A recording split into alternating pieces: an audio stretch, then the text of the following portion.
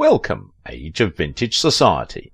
Considered by many to be one of the greatest American actresses of all time, Geraldine Page was a master craftswoman who seemed to bring out the most inner detail of the character she was playing.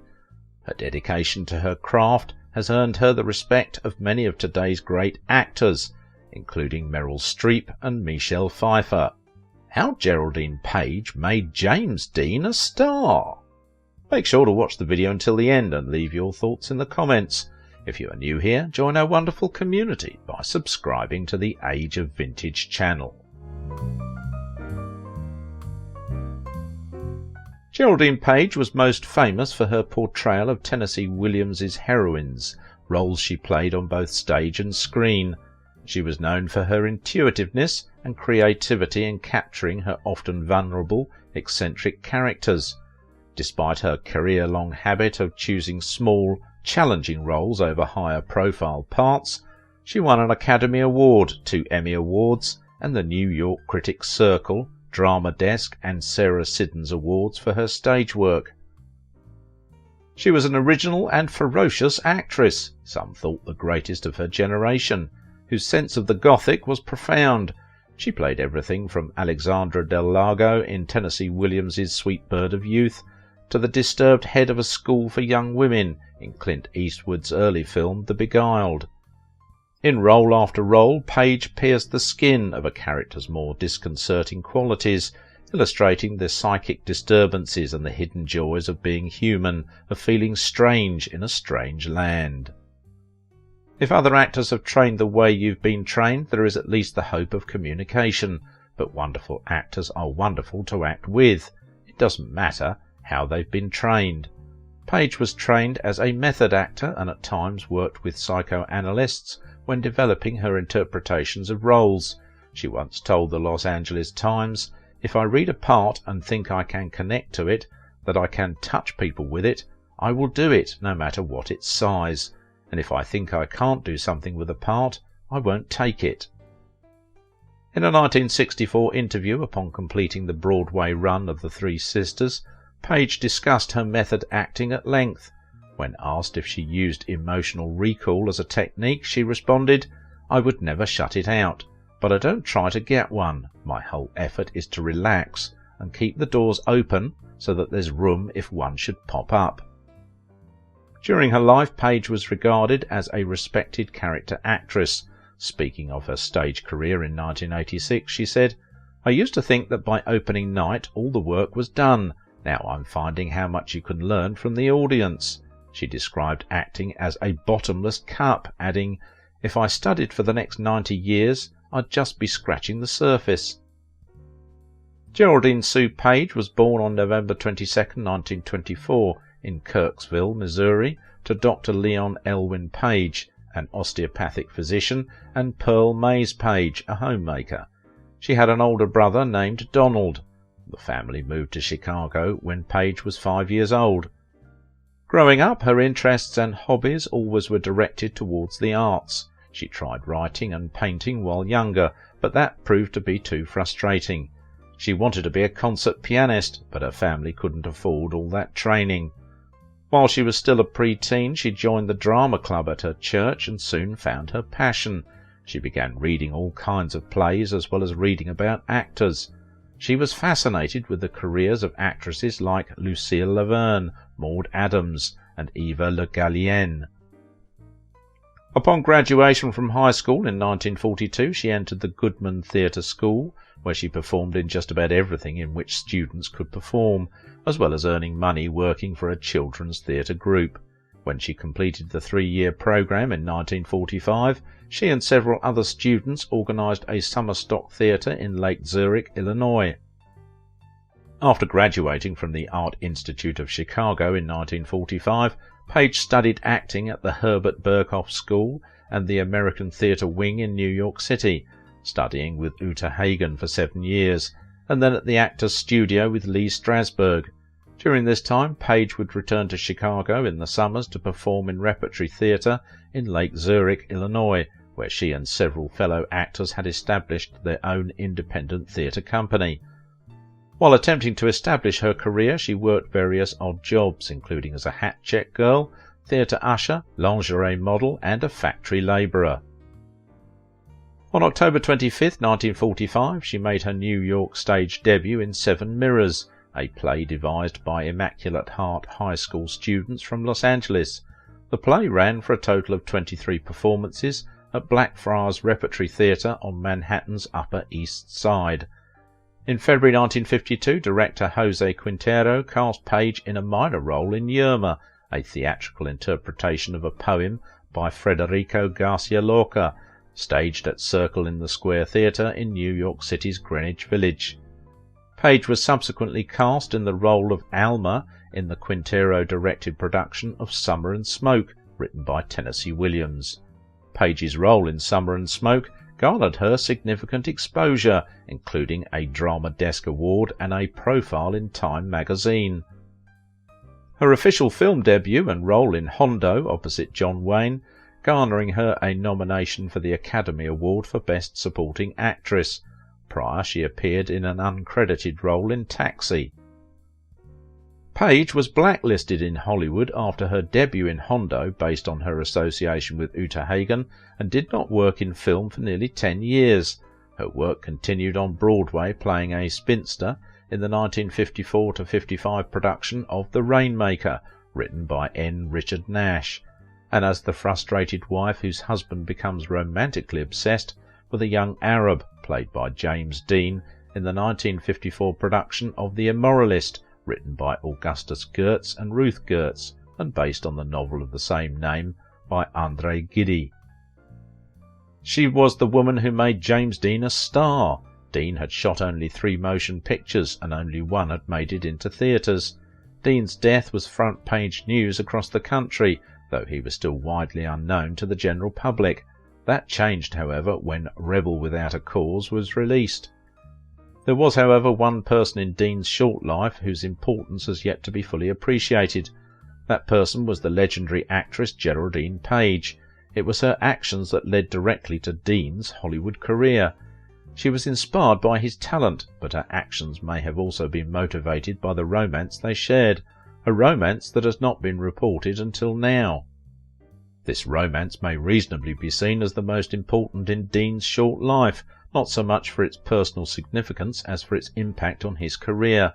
Without Page's influence at a crucial point in Dean's professional and artistic development, the James Dean that we know today would never have existed. He might have become a movie star, but he wouldn't have become one when he did. He wouldn't have made any of the films we know him for today, and, most tantalizingly of all, he might well have been alive today. She was such an earth mother, said actor Maxwell Caulfield, a close friend of Page who worked with her and also was influenced by Dean. I think that was part of Dean's attraction to her. Being with her was like being with someone you could adore, someone you could put on a pedestal because of her connectedness to the cycle of life. They had known each other through the Actors Studio. Page was a founding member, while Dean was admitted in 1952, but they became close in late 1953 when both were cast in The Immoralist, Ruth and Augustus Goetz's adaptation of André Gide's novel. Billy Rose, the show's producer, hired Herman Shumlin to direct. To appear opposite Page, a rising Broadway star, Rose cast Louis Jordan. From the first day of rehearsal, December 18, 1953, there was trouble. Page and Jordan clashed, while Dean was rattled by insecurity and fear. Jimmy was very nervous and frightened, recalled Salem Ludwig, an understudy and the show's Actors Equity Association representative. He overcame his fear by pretending to be a tough guy. He was young, and this show was a big step in his career. Indeed, Dean's only other Broadway credit, See the Jaguar, was a flop which had closed after 5 performances. Shumlin indulged Dean, who, as he came to trust his director, began to make breakthroughs in his character. By January 9th, however, when the company moved to Philadelphia for tryouts, Shumlin had bigger problems. He couldn't figure out how to stage the scenes, so Rose fired him. The new director was Daniel Mann, who fixed the staging but failed to recognize Dean's now almost paralyzing terror. The young actor's lack of confidence caused him to act out, demanding attention from those around him. The situation reached a breaking point one day during rehearsal when Man, fed up with Dean's exhausting behaviour, lashed out at him and told him to shut up. Stunned, Dean seethed. The two men stood on stage toe to toe until Dean finally spun around, retrieved his jacket and stalked out of the theatre. Rose, who had watched the whole unpleasant episode from the empty auditorium, decided to fire Dean. According to Angelica Torn, Page's daughter, the actress thwarted his plans almost immediately. "My mother told the director and the producer, 'You're letting pure gold walk out of that door. If he's not in this show, I'm not in this show,' Torn said. She meant what she said too. If Jimmy was not going to be there on opening night, she wasn't either." Rose must have believed her. Dean was not fired, but Page still had to make sure that Dean didn't quit. "I got a call from Geraldine that Jimmy was in her room," Ludwig recalled. "I went up to her room and there was Jimmy sitting there, furious, ready to kill someone. 'Jimmy, what happened?' I said. 'I didn't want to get in a fight.' He said, 'So now I'm packed and ready to go.' I said, 'You can't do that. Nobody will hire you in the future.' He said, 'I don't care. I'm leaving.' Then I said, 'Jimmy, there are 6 blacklisted actors in this show who haven't worked in a long time. If you walk out and the show closes, they're out of a job.' Ludwig says, 'There was a pause. Soon tears started to flow down Jimmy's cheeks and he said, 'I'll do it.' That decision was perhaps the best one he ever made. Dean did well in the Philadelphia tryouts, but he hit his stride in New York previews. Elia Kazan saw the last preview and sought out Dean after the show to offer him a lead part in East of Eden, complete with a Warner Brothers contract.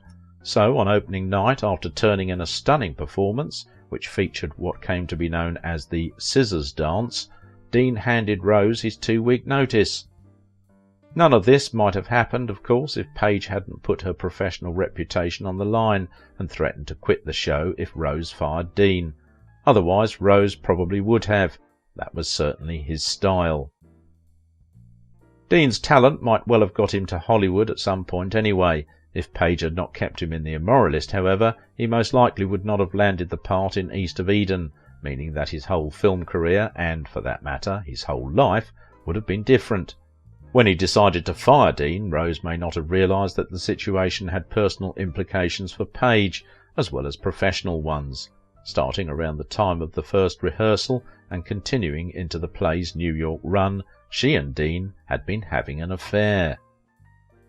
The attraction was obvious, beautiful and captivating. Dean projected a powerful sex appeal, while, with her classic leading lady looks, Page radiated her own physical allure. The affair was also significant in representing what apparently was Dean's only authentic relationship with a woman. Before and after Page, Dean's major relationships were with men. Any heterosexual relationships involving him were more than likely created by his Hollywood studio for publicity purposes. His affair with Page, however, was passionate, even intense. "According to my mother, their affair went on for 3.5 months, Page's son said.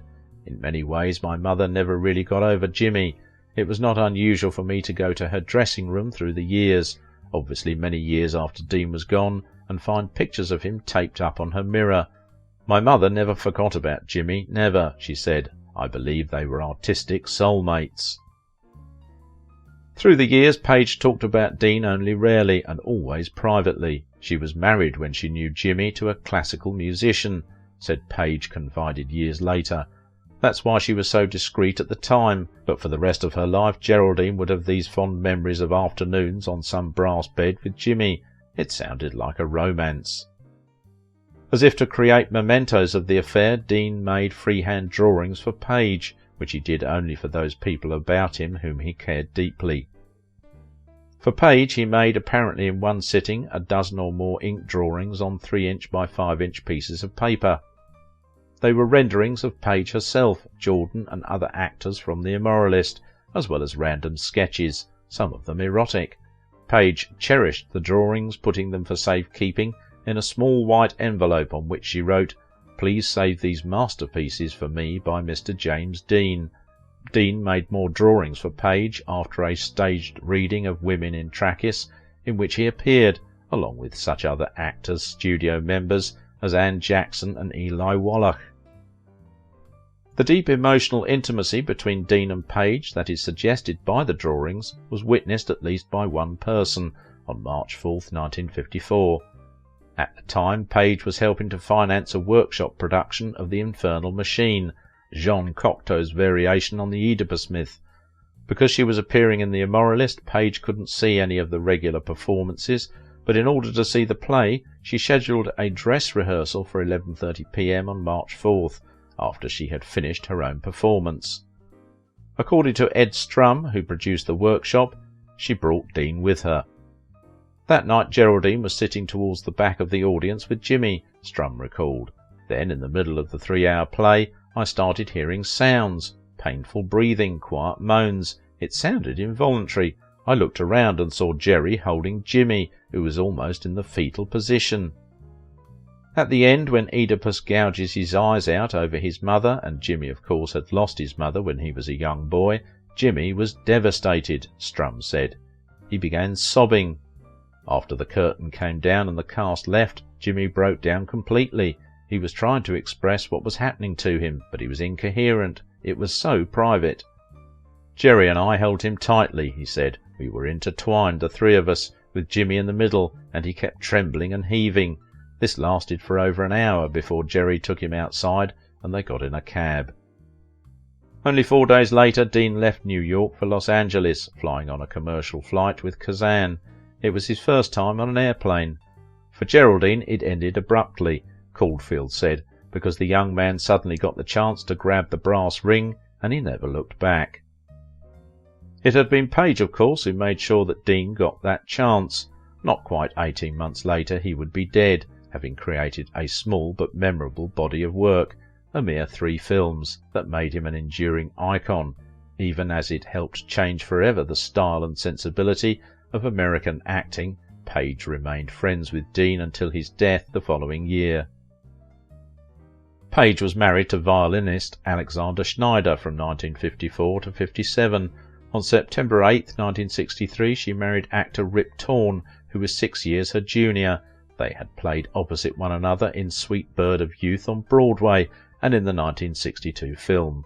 They had 3 children, a daughter, actress Angelica Page, and twin sons, Anthony and Jonathan Torn. Beginning in the early 1980s, Page and Torn lived separately after he started dating actress Amy Wright. Torn had first met Wright in 1976 and began an affair shortly after. Page was aware of Torn and Wright's relationship and appeared on stage opposite Wright in the 1977 off-Broadway production of The Stronger under Torn's direction. In 1983, Torn fathered a child with Wright. Upon the birth of the child, Page was questioned about her marriage by columnist Cindy Adams, to which she responded, "Of course, Rip and I are still married. We've been married for years. We're staying married. What's the big fuss?" In spite of their separation, Page and Torn remained married until her death. Her daughter described their relationship as still close, up until Page died in 1987. Page considered herself a gourmand, once joking, "Greedy Gut is my middle name. Rip is wonderful. He does the cooking and I do the eating. I love everything but eggplant." On June 13, 1987, Page failed to arrive at the Neil Simon Theatre for both the afternoon and evening performances of Sir Noel Coward's Blithe Spirit, which had begun its run in March. At the end of the show's evening performance, the play's producer announced that Page had been found dead in her Lower Manhattan townhouse. She was determined to have died of a heart attack. If you liked this video, don't forget to give it a thumbs up, subscribe if you are new here, and if you want to support my work, please visit my Patreon page. The James Dean that we know today would never have existed without Geraldine Page. Watch this video, why James Dean's safe driving promo video was never released.